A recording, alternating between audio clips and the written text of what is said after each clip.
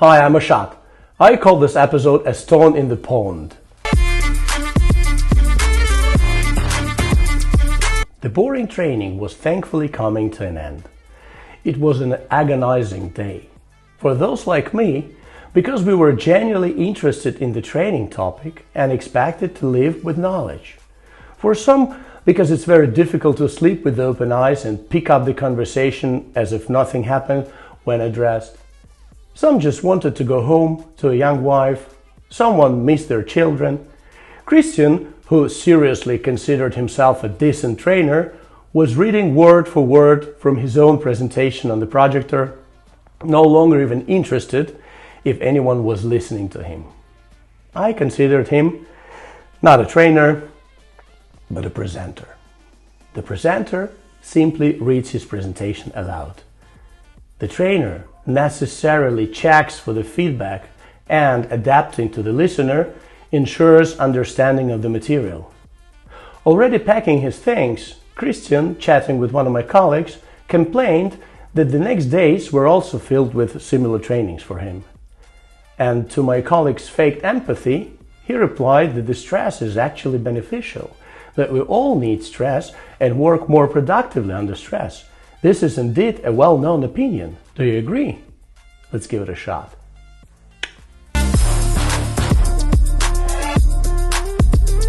Sometime I developed a model that clearly shows what stress actually leads to in the long term. I'm happy to share my model with you. I called it 7 Steps to Burnout. In principle, it's always about the balance of two values, resources and tasks.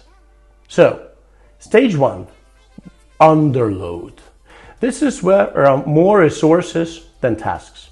The result is achieved without effort. Stage 2. Normal load. This is when there are as many resources as tasks. The result is achieved easily.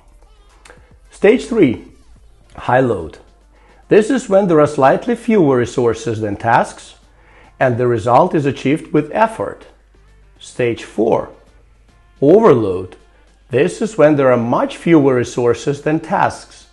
The result is achieved at the expense of health. Stage 5. Stress. This is when there are constantly fewer resources and constantly more tasks. The result is not achieved well. Health deteriorates. Stage 6. Depression. This is when there are practically no resources and tasks are no longer performed. There is no result, no health, no meaning. Stage 7. Burnout. This is when there are no resources at all and tasks are no longer of interest at all. There is no life. So at what point and why does this imbalance between resources and tasks arise? Here's the thing. The brain is much better suited for processing information than for storing it. It's giving to us more to think than to remember. I'm not saying the brain isn't capable of memorizing, I'm just saying what it does better and what it does worse. There is also a known theory that the number of objects that the brain can simultaneously store in its short-term memory is 7. Well, maybe 8 or 9. Some claim that this number is actually 2 or even 1, because some people will definitely miss their highway exit while talking on the phone in the car. With the modern continuous flow of increasingly complex and increasingly fast and frequent new data, more and more of it escapes from such a brain. And you constantly catch yourself forgetting to start something, not finishing something in time, being late here, not keeping your word there. Imagine one thing. Imagine yourself as a quiet pond somewhere in the wild alpine forest. Now imagine that some strong hand picked up a big stone from the shore and threw it right into your serene virgin surface. What does the pond do while the stone is flying into it? Maybe the pond is thinking this way, oh my God, where did this hand come from? Where did it get so much strength? Why did it throw a stone at me? Did it really to hit me? And at what speed is it flying? How much does it weigh? Will it actually reach me? How will it hit my surface? How will I make the right splashes? Will it go to the bottom?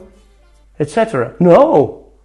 The stone flew in, the pond made splashes, waves went to the shores, the serene virgin surface was restored again. Period. This is exactly how your brain should ideally work when new task stones fly into it. In fact, what scares a person and over time disables them is not the dangerous specifics of the task, but simply its banal uncertainty. A child is afraid of the dark not because there is a specific hungry tiger there, but precisely because it's completely unknown what is there and what it can do to them. For the mind to always be as calm as the surface of the pond, it needs to be kept empty. In other words, remove the darkness factor. And this is possible. You just need to regularly process incoming tasks, turning this very uncertainty into harmless specifics of the task. Many authors have described in their works how to achieve this. Personally, David Allen, with his book on stress-free productivity, helped me a lot in due time. It's about certain steps. Regularly performing them, you will constantly keep your brain empty and therefore functional. And paper or digital media will take care of memorization. Here's how I did it. All my thoughts for later, reminders in the phone, notes, inscriptions on the table, thoughts, promises to other people, and many other things, and stones flying at me, I regularly accumulated in one place, in the task basket. I regularly sat in front of this full basket and, taking them one by one, assigned each task one or another action. For example, do it instantly if it takes a minute, or enter it into the calendar, or add it to such or such project, or delegate it to a colleague, or don't do it at all. I prioritize tasks according to the famous Eisenhower decision matrix. And over time, I realized that 80% of my success lied in completing 20% of the tasks. Then I engaged in directly performing those tasks. In my calendar, certain hours were allocated for this every day when I didn't do anything else. I focused 80% of all time on 20% of all tasks that were important and urgent. And the remaining 20% of all time, I performed important and non-urgent tasks. And unimportant and non-urgent tasks I deleted with pleasure. And also, I choose the time of the day, so these were the hours of my maximum working capacity. At the end of each week, I summarized the week, deleting completed projects and enjoying the results. And as soon as the basket filled up again, I happily emptied it again, illuminating the darkness with light and revealing playful kittens instead of evil tigers. My brain was always empty. I was constantly relaxed and happy. I did no stress, and most importantly, I was productive. So if someone says that stress is actually beneficial, that we all need stress and work more productively under stress, try meeting this person in a year.